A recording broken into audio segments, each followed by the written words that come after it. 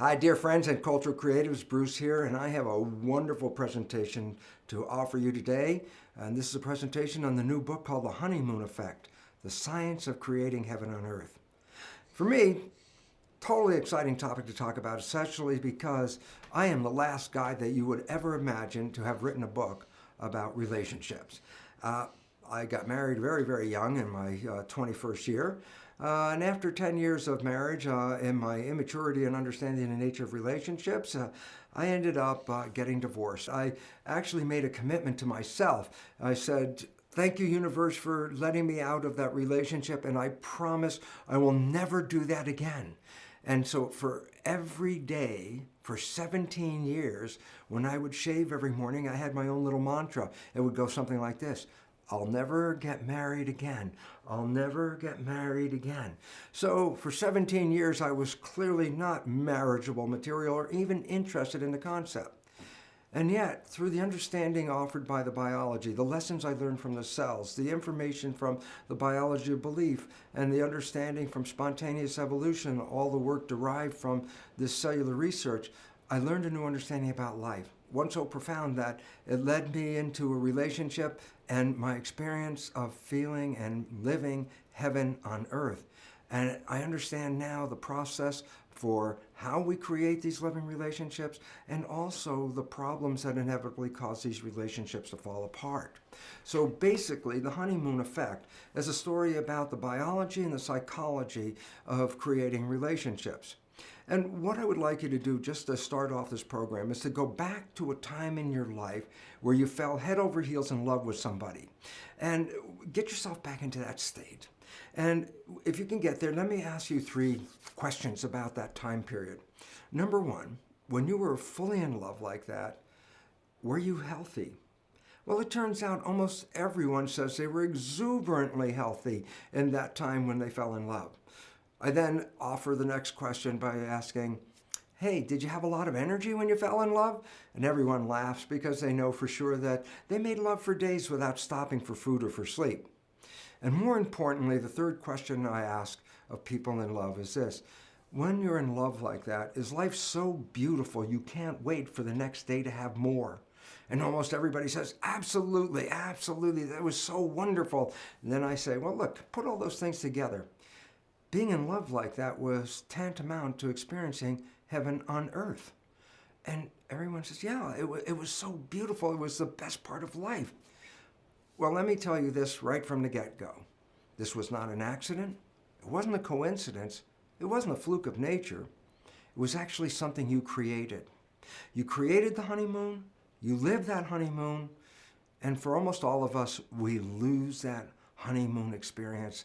And that great loving relationship either turns into regular life, and very frequently those relationships end with great questions. How could this thing that started so beautifully end so badly?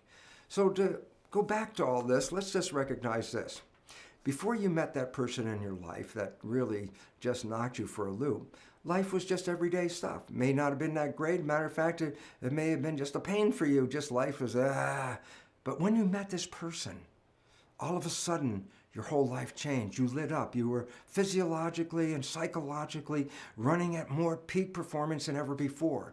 This is the beginning of the honeymoon. This is that honeymoon expression where it's like living in a thatched hut in the Caribbean and all your cares and woes are gone. And this is how the relationships start. But unfortunately, most honeymoons end in this fashion.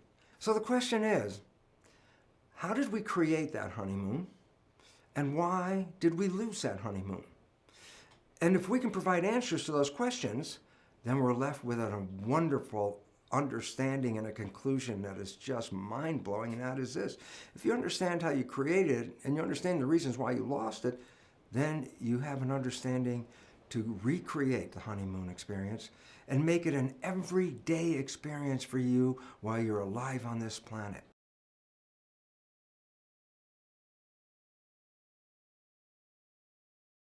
We're familiar with a picture of an atom as a particle, but that's a Newtonian perspective.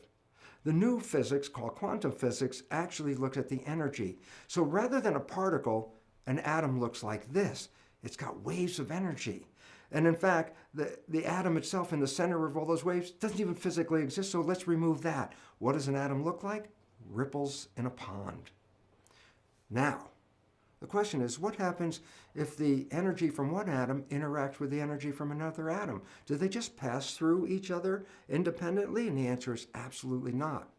When ripples engage with each other, they entangle, and they create what is called an interference pattern, where one set of ripples alters the ripples from the other energy source. To give a model of that, let's take a simple experiment. I take two rocks, equal size, equal mass, and hold them exactly the same height above the water, and then drop them at exactly the same time into the water. The ripples from one rock are moving this way, the ripples from the other rock are moving this way, and the question is, what happens when the ripples get together and they meet each other? That's a point of entanglement. Well, to illustrate it, just let's look at our picture. Here you see the ripples coming from the left and the right, and they converge toward the center. And the question is, what happens in that center? In the first image, let me just show you, it's just a simple model. I'll overlap the waves because I want to demonstrate something, and that is this. At the interface where two sets of ripples meet, you add up the values of the ripples over each other. So in our first example, you have one ripple at +1 height and the bottom ripple at +1 height. And I say, well, what is the result of that? I say, add them together.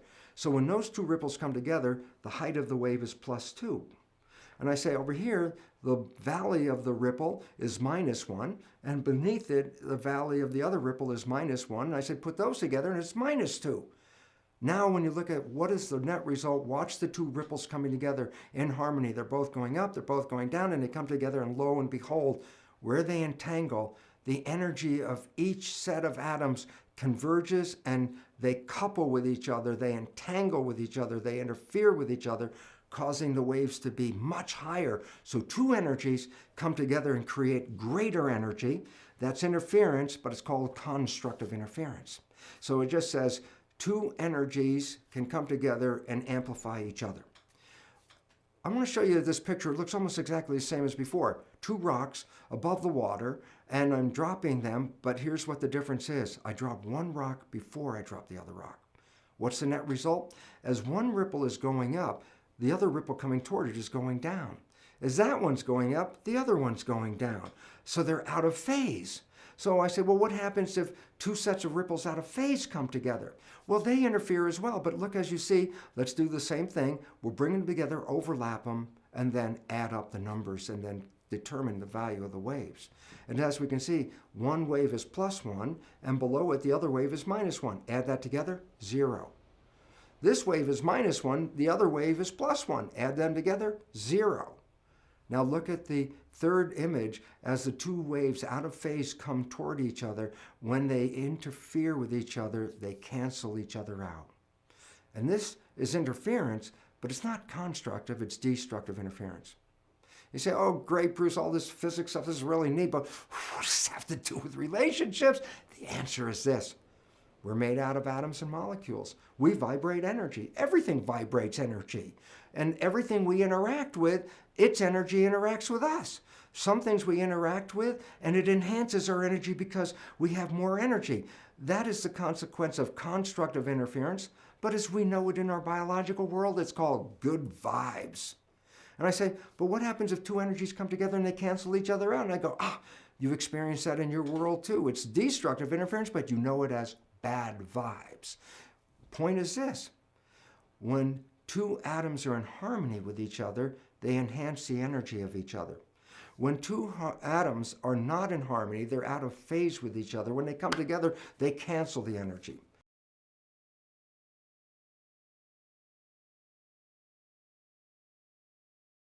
Potassium has an extra electron. Chlorine is missing an electron. The two come together, and then look, they spin in perfect balance. Well, this is interesting because you would say, oh, yes, consider the atoms as people. And you say, oh, chlorine and potassium come together and they create such a wonderful, loving couple. But I say, well, there's a problem with that, and that is the potassium and chlorine, yes, they spin in balance, but they represent a codependent relationship. which is different than the noble gas. The noble gas is spinning in perfect balance and doesn't make any relationships at all. It's already in perfect balance. So that's why the noble gases don't make chemistry. They don't need another element to bring them balance because noble gases by their nature are already in balance. It's the other 112 elements that are out of balance that seek chemical coupling to create that balance.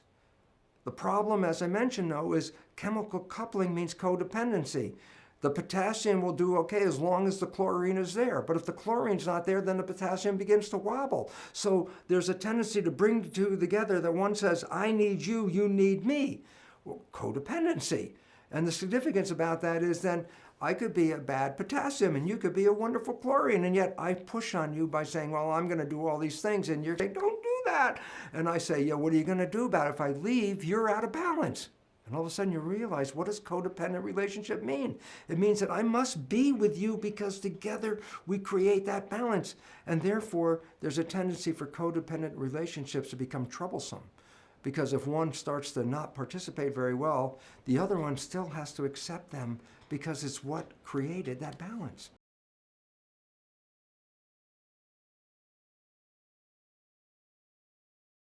In response to the stimuli in the world around you, your brain can release different kinds of things, such as oxytocin, dopamine, vasopressin, serotonin. All these different factors are released by the brain. The brain is the equivalent of a paint mixer.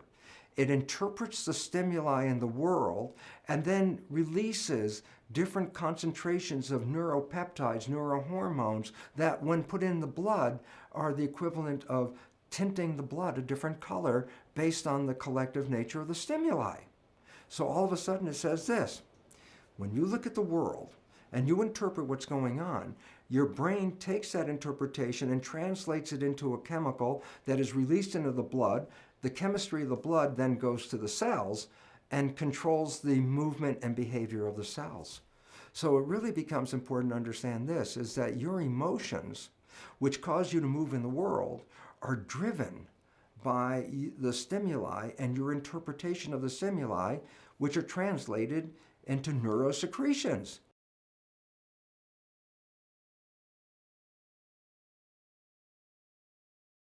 We have a mind that interfaces between the environment and our biology. The mind's job is to read the information in the environment, assess what's going on, and then create behaviors that will allow us to sustain ourselves and continue to thrive in an ever-changing environment. So then we talk about the mind, we say, oh, the mind, but actually the mind is comprised of two interdependent elements called the conscious mind and the subconscious mind. They're both part of the brain, but they have different functions and activities. Even though they're interdependent and related to each other, they learn in different ways and respond in different ways. And this is very critical for us to understand the nature of how the conscious mind and the subconscious mind work, because it's the conscious mind that brings us into the honeymoon experience. And as I'll talk about, it's the subconscious mind that essentially ends that honeymoon experience for us. If we understand the nature of how these two minds interact, then guess what? Not only are we free to create the honeymoon experience, but we'll be able to learn how to adjust our biology and our psychology to maintain a honeymoon experience for your entire life.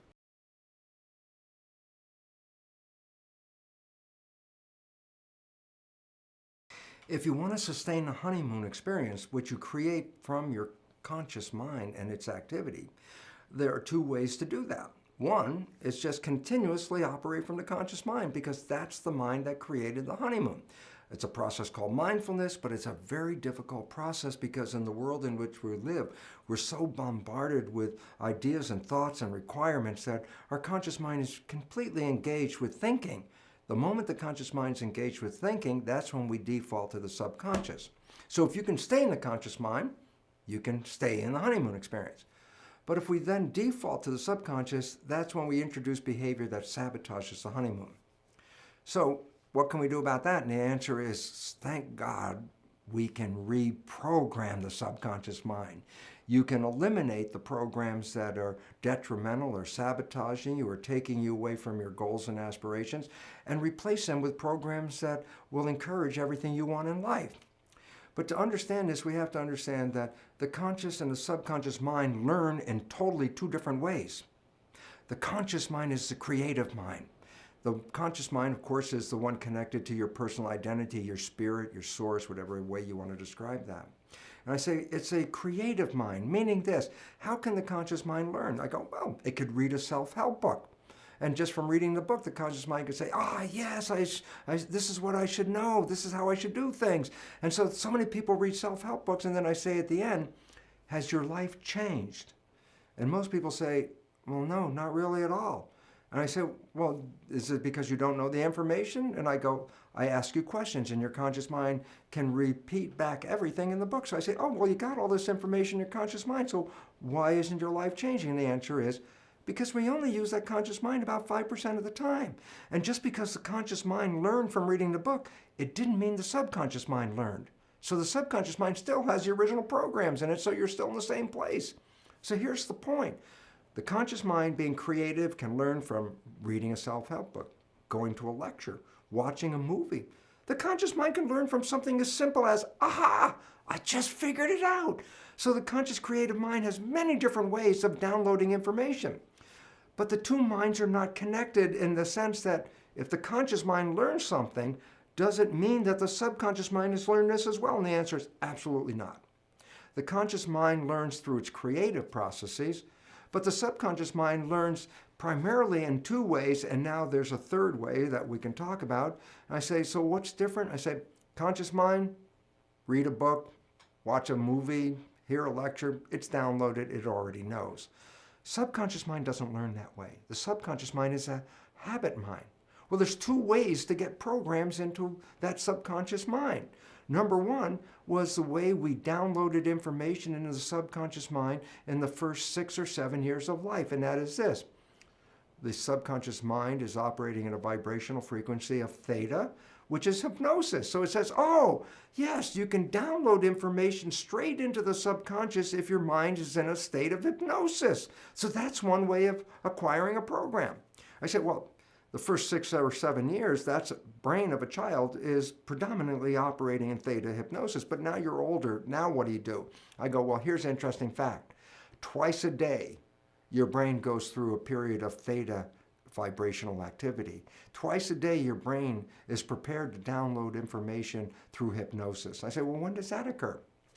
Well, remember, there are vibrational frequencies that ramp up. When you're sleeping, you're at the lowest vibrational frequency called delta. As you start to wake up, but you're not fully awake, that's twilight reverie. That's where you're just waking up and everything. You're still in a dream world. You're in the real world. You're mixing the two. That's a period called theta. So you go from dead sleep, delta, as you begin to wake, the vibrations start to go up and you're in theta. So there's a period of theta where hypnosis can occur. But as you get more awake, theta gets to a higher vibration. Alpha, that's calm consciousness. You're just waking up. You're doing your routine chores of getting ready to leave the house. And by the time you're getting ready to go to work or at work, your brain ramps from alpha, calm conscious, to beta, which is the active consciousness that we usually engage in the busy world in which we live. Well, then you come back home. Well, you've been operating in beta at work, and guess what? You come home, you start to calm down, your brain slips into the lower vibrational frequency, alpha, calm consciousness, and as you start to get ready to go to bed, guess what? From alpha, it drops down to theta as you start to fall off to go to sleep. And when you finally are in sleep, you go from theta to delta. So that means as you're going to sleep, as you're going from the alert state to the sleep state, you also pass through theta. So twice a day, your brain is engaged in theta. On the way in waking up, going from delta to higher vibrations, you pass through theta. On the way of going to sleep, you go from higher vibrations to delta and again pass through theta. So twice a day, your brain is in a state where it is in a state of hypnosis theta. And this is where you can use subliminal tapes to reprogram your subconscious mind. As you go to bed, if you put earphones on with subconscious programming to change whatever behaviors you want to change, as you're going to bed, those earphones on your head, as you go into theta, your alpha consciousness is now disappearing. You're in theta, and in that period of theta, which is twilight reverie, the recording of the tape is being downloaded straight into the subconscious. And that's how subliminal tapes work. So if you want to change a program, you can select a tape that will have the program that you desire to put into your mind. And every night as you go to bed, just put the earphones on, and you will be in a process of self-hypnosis. Well, hypnosis is indeed the first way the subconscious mind learns. But after you pass 6 or 7 years of age, the subconscious mind learns in a different way, and that is called habituation. Meaning, if you repeat something and repeat it and repeat it, the subconscious mind will download it and make it a habit. So, for example, you wanted to learn the ABCs. How did you learn the ABCs? You started A, B, C, D, E, and then you couldn't remember, and then you started A, B, C, D, E, F, G, and you repeat it, and finally you get to Z. And guess what? After repeating the alphabet hundreds of times, there's a point where now it's part of the subconscious. So guess what? It's now downloaded in your mind. If I ask you to give me the sequence of the alphabet, you can simply rattle off unconsciously A through Z without even thinking about it. Why? You created a habit that downloaded the alphabet. So, after you're 6 or 7, and you want to change programming your life, a way of doing it is the conventional way, is creating a habit, repeating something on almost a religious level. Let me just make it clear. A sticky note on the refrigerator is not a habit. A sticky note on the refrigerator is more or less a wish. Every time you look at it, I wish that would be true, but that's not a habit. A habit means you have to do something and repeat it and repeat it and repeat it. That's the way you learn everything after you're 7, and that's how you learn how to drive a car, for example, or the work that you do, or whatever activities you get involved with. When you repeat them, they become habits in the subconscious mind. A third way, which is a more recent understanding and a more effective way of changing subconscious programming, is through belief change modalities or energy psychology.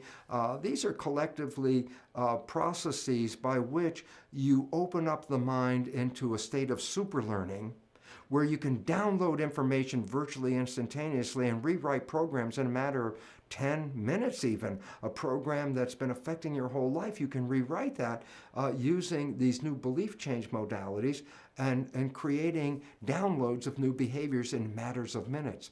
Again, it's tantamount to superlearning. You say, what's superlearning? I say, well, maybe you've seen a demonstration where a person can open up a book and they read the book. As fast as they move their finger down the page, they read the page. And so they're flipping through the pages. Guess what? Superlearning. Well, if you employ that process, you can encourage the download of new behaviors into the subconscious mind. But now comes a very important issue. What are the programs you have to change in your subconscious mind? Especially important is the fact that most of these programs were introduced into you even during the last stage of pregnancy, the last trimester, in the first 6 or 7 years of your life. So I say to you, well, tell me about the programs that you learned when you were 1 year old. Tell me about the programs you learned when you were 2 years old. And you go, I don't know. I wasn't consciously aware of those things. I go, yeah, because consciousness started more around 6 or so. So I say, well, how do you know then the programs that you have? Well, here's the fun part of the whole thing. Science has revealed that we operate our lives 5% of the time from the conscious mind, and 95% of the time our behaviors are controlled by the programs in the subconscious mind. What does it mean? It's simple. Your life is essentially a printout of your subconscious programs. That's what you're operating 95% of the time. So you want to know what the programs are? It's very simple. Look at your life. The things that work for you and that come to you and the things that you want come to you because you have programs in the subconscious that encourage their being there. But anything you struggle with, anything you have to work hard at, anything you put an effort into, you're doing that because you're trying to overcome a program of limitation that is preventing you from going there. So all you have to do is look at your life and say, hey, what works for me works because I already have programs to support that. What I'm struggling with in life, I'm having a problem with because I have subconscious programs that do not encourage that behavior. So right away you automatically know, what behaviors do you want to change? They're the ones that you have difficulty with. Okay, how do you change them? Well, you can use self-hypnosis, the subliminal tapes. You could change them by creating new behavioral habits that you repeat every day religiously, changing the old behavior and rewriting it live every time, saying, no, don't do it that way. No, don't do it that way. Talking to yourself and saying, that's not what I want. This is what I want. And you constantly repeat this to yourself. Guess what? Habit will inevitably change that program and put it into the new program. So now we're down to a very fundamental understanding of life. And that fundamental understanding of life is this. Your life is an expression of your programs, because 95% of your life comes from the subconscious. That if you want to change your life, you could do either of two things: stay in the conscious mind, be mindful, or two, rewrite the programs in your subconscious mind. We already talked about how you rewrite the programs. And just to emphasize this one more time, think about this. How many of us talk to ourselves and say, oh, come on, Bruce, don't do that. That's such a stupid thing. And I'm talking to myself to try to change a behavior. And it's very frustrating, because the more I talk at myself, the less the behavior is changing. And the more I talk, the more angry I get with myself, because I'm not listening to my own suggestions. And then I ask people to stop for a moment. I say, you're talking to yourself. Who are you talking to? And you say, well, I'm talking to my subconscious mind. I go, well, there's the problem. The subconscious mind is like a tape recorder. There's nobody in there. So all of that effort to try to change the subconscious mind by talking to it is a waste of time, for a very simple reason. There's nobody in there to respond to your new wishes and your new desires. You actually have to engage hypnosis, habituation, or the superlearning techniques to rewrite those subconscious programs. And I say, what is the consequence of rewriting it? And simple answer is this. What would be the consequence if your subconscious programs matched the wishes, desires, and aspirations you hold in your conscious mind? And the answer is this. Well, it was the conscious mind that gave you the honeymoon effect, and it was the subconscious mind that normally takes it away. But if you default into a subconscious mind that has the same wishes and desires as the conscious mind, then what that really means is this, is that you're always operating from your wishes and desires, even if you default into that subconscious programming. The point is critical, and that is, since it's the conscious mind that created the honeymoon effect, putting the conscious mind programs into the subconscious means you can maintain the honeymoon effect for the rest of your life. So, I have a simple honeymoon checklist to understand what we can do and how we can change our lives to make the honeymoon a way of life. Number one is this: do a conscious mind review. Remember, the conscious mind has your wishes, desires, and aspirations. So make a list. What is it you want out of life? Write down those things that your conscious mind wishes and desires, because now you can see them in front of you and say, yes, this is exactly what I want. There used to be an old phrase, be careful of what you ask for, because you're going to end up getting it. Well, Margaret, my partner, said that was a really negative way of saying that. She says, let's write it this way. Be conscious of what you ask for, because as you write this list of your wishes and desires, you will inevitably be setting up situations to experience exactly what you wrote. So now the first step is, what is it you want out of life? Well, wishes and desires, aspirations, conscious mind review. But now, number two, you have to understand what your subconscious mind is doing, so you need to review that. And I say, well, how do you review your subconscious mind? And the answer is quite simple. Your subconscious mind is 95% of your life, so you want to know what your subconscious mind programs are? Review your life. And the significance is this. If there are things you struggle with that you want, that means you have to rewrite those beliefs in the subconscious mind and put in the more positive thing that you're looking for. You can reprogram the subconscious mind. So anything that you're struggling to acquire and you're not getting there is really a reflection that you have programs in the subconscious mind and they're not supporting your conscious mind. So you can reprogram your subconscious mind. How do you reprogram your subconscious mind? 3 different ways. Number 1, hypnosis, using subliminal tapes, for example, because that is the primary way we learned in the first place. Number 2, you can engage in creating new habits. Keep redirecting your activity toward the place you want to go. Make a habit, repeat it. If you're off the track, then just let go and get back on the track. Every time you return back to the track, the subconscious mind is beginning to learn, oh, you want to be on this track, not on this track. by repeating this over and over again, a habit will lead you on a new track. And for me, the most exciting thing is because civilization is in a very big crisis right now, and it's really due to human behavior. We need to change behavior quickly, and that's why there's a whole variety of new super learning techniques, including belief change modalities. This website, you could look under resources and find 20 or 30 different ways of engaging super learning to rewrite the subconscious mind. Now that you have understood this and you're adjusting your subconscious programming to conform with your wishes and desires, guess what? A relationship means you must be involved with the other person, and that means you must have communication with them. So understand this. If you want to work on a honeymoon effect, both people in the relationship have to be aware of the nature of the conscious and subconscious programming, because if only one person knows about it and the other person doesn't, there's no communication. When one trying to fix the other and the other is not even aware that they're broken, that leads to more breakup of relations than actually fixing relationships. So communication is the first level. Every individual in this relationship must have an awareness of how they're engaged in it and what controls it regarding conscious and subconscious mind. And then recognize this: you're trying to make changes and they don't happen right away. And the significance is, what do you need? Patience, for a simple reason. You have to have patience in reprogramming, because you're dealing with habits that will automatically replay themselves every time. You're trying to rewrite a habit, so you have to create a new habit. It's not going to happen the first time or the second time. But as you become aware and conscious of it, every time a negative behavior shows up and you are becoming more conscious, you are in the power position of changing that behavior at that moment and then engaging in behaviors that you really want. Therefore, not only does it take patience, but it takes practice.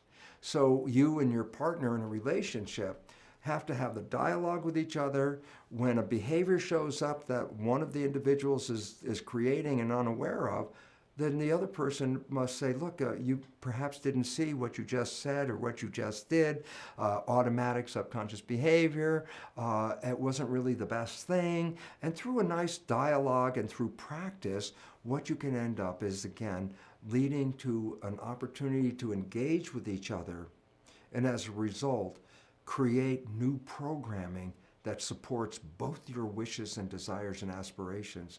And this is the next and last step of putting that honeymoon relationship back together. So, in conclusion, what can we say about this whole honeymoon effect is this. Number one, people talk about mind-body interactions and mind controlling life. And while a lot of people say, my mind wouldn't have created this life, you can go back to a point where you fell in love and recognize a very simple truth.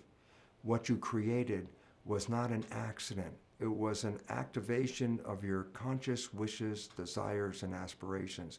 You already did create heaven on earth. The issue is what happened to it, and I said, the interference from the subconscious mind.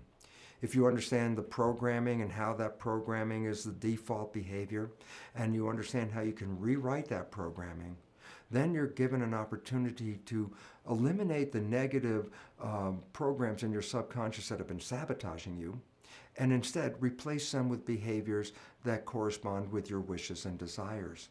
And when you do that, so that your conscious mind and your subconscious mind have the same program, then guess what?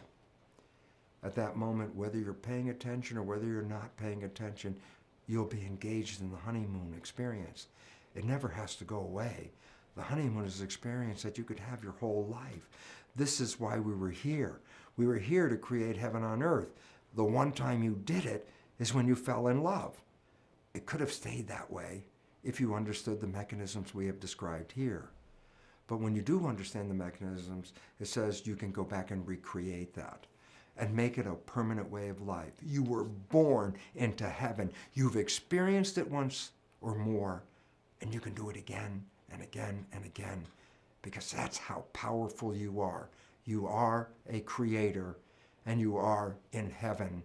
When you use your creation, you will manifest heaven every day in your life and enjoy the beauty of a living experience on this wonderful planet.